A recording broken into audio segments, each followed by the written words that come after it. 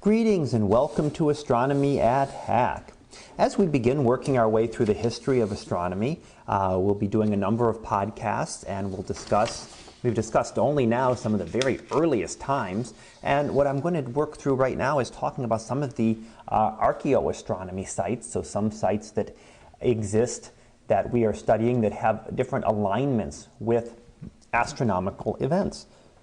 And then as we continue on, we'll continue on to the different cultures and many of the different astronomers who made great contributions to our understanding of the universe. So today I'm going to discuss about an old archaeoastronomy site called Newgrange, which is located in County Meath, Ireland, and was constructed around 3200 BC, so making this one of the oldest sites in existence. And it's about 5,000 years old now. It's considered possibly to be an ancient temple constructed during the Neolithic period. And if we look at the timing, this is actually older than Stonehenge, older than the Great Pyramid in Egypt. So it's a very, very old site. And what it is about an acre-sized mound that is built over a long passage and a central chamber. The passage, a 19-meter long stone passage, travels down partway through a good chunk of the way through the core. I think it's about a third of the way towards the center, and then has very different, perhaps there could have been burial chambers are considered, although not a lot of remains are found. So if it was used for burials, most of the bodies had been removed. It may have been an area where certainly bodies might have been left to lay for a certain amount of time after death and then removed to an actual burial place. So it might have been some other temple or something of significance. But certainly there are not a lot of bodies not a lot of tombs that are found in it to the present day. Now this long passage, this 19-meter long passage, ends up being illuminated by the sun, and only at the time of the winter solstice. Now the winter solstice we know it is the shortest day of the year. It's the day when the sun is the lowest in the sky at noon. The sun does not get very high in the sky.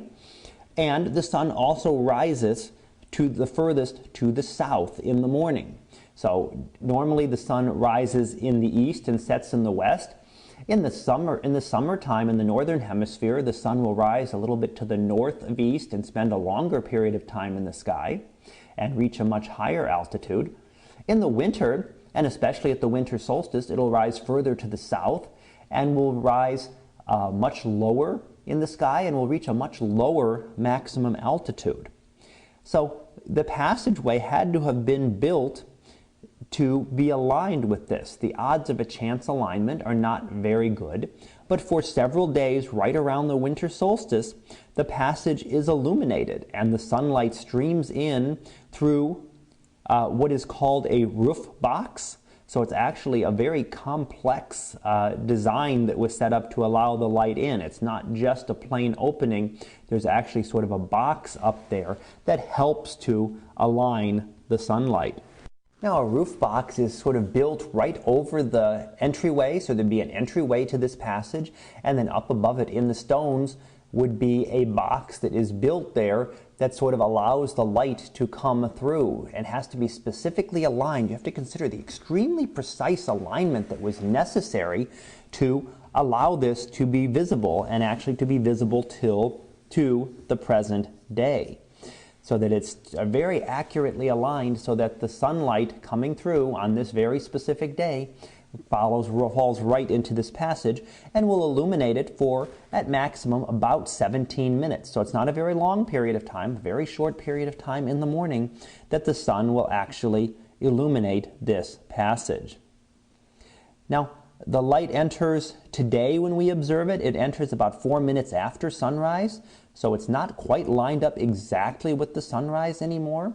But we have to consider that there are some changes going on and that there is a thing called precession. Now, we'll discuss precession in coming podcasts as astronomers really begin to understand it. We didn't really have a concept of precession at this time in history. So what we look at is that the way they had it set up, precession has slowly changed the positioning of our whole coordinate system, the whole way we measure the stars. And it's a very slow change, takes thousands of years to slowly change, but it slowly changes that. And over the 5,000 years that this has occurred, it would have changed the position so that if we work it backwards, that 5,000 years ago, that means that this would have occurred, this illumination of the passageway would have occurred right about at sunrise. So would have been almost precise, considering if we can take precession into account. What precession is actually sort of a wobble of the Earth's axis. So the Earth's axis is tilted at 23.5 degrees. You've probably heard about that. But that 23.5 degrees it changes as well, but we're talking about how it rotates. So where the axis points in space, where does the Earth's axis point right now? Well, it points towards the bright star Polaris, the North Star. 5,000 years ago, it didn't, and that changed the coordinates and changed sort of the positioning as to where the sun would appear to rise. And that will continue to change until eventually, after a period of about 26,000 years, it'll come right back to where it was in the first place. Now, we think that this was probably built with this intention, that it was actually intended to be built this way, that it was not just a chance alignment. To chance alignment with construction this precise would be extremely hard to do. You wouldn't just expect it to chance align on that one day. And we see too many of these types of objects that we'll be discussing over coming podcasts to accept that really it's just a one-time type thing. Now, what was the reasoning for it? That's the good question, and we don't really know a lot about this. Perhaps it was to get the new year. When is the new year going to occur? When is the sun at its lowest point in the sky? And now it's going to get higher. So it's going to be sort of signaling the beginning of a new year as a possibility. The sun will now be getting higher in the sky. Did it have some kind of religious significance? So was there a religious significance to this monument? Was it a burial chamber? I've mentioned a little bit about that already. There have been remains found in it, but certainly nothing that shows that it was a major burial chamber. Perhaps a temple of some kind where bodies were left for a while before they were moved to the actual burial grounds, but nothing that could actually be shown that it was a burial chamber. And that's one of the problems that we're going to find out as we study a lot of these early archaeoastronomy sites, and as we even begin to look to the very early ancient astronomers, when we talk about astronomers from thousands of years ago that we will discuss, a lot of the work is gone, and we are really left to interpret the little bit that is left. And a lot of things are open to interpretation. The builders of Newgrange did not leave us an instruction manual that said, here is what we are doing, and here is what we are how everything lines up and how we did it, and this is how it works. We don't have that kind of instruction manual.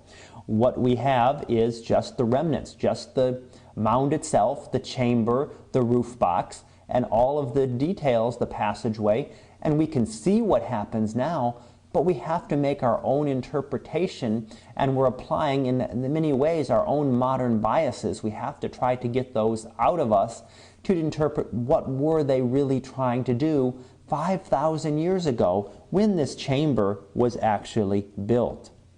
So that concludes my discussion of Newgrange, which is an archaeoastronomy site located in County Meath, Ireland, built about 5,000 years ago, in about 3200 BC it's been dated to. And one of the oldest archaeoastronomy sites, and has a passageway that is illuminated by sunlight on the first day of winter.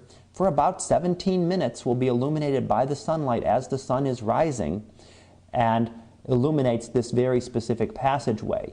The reasoning for it, of course, is unknown. Could this have been a calendar? Could this have to tell the beginning of the new year? Could it have been some kind of temple and had some other kind of religious significance? Or what else could have been going on with it? And much of that is going to remain a mystery. So I'll be back again next time to discuss another astronomical site. So until then, have a great day, everyone, and I will see you in class.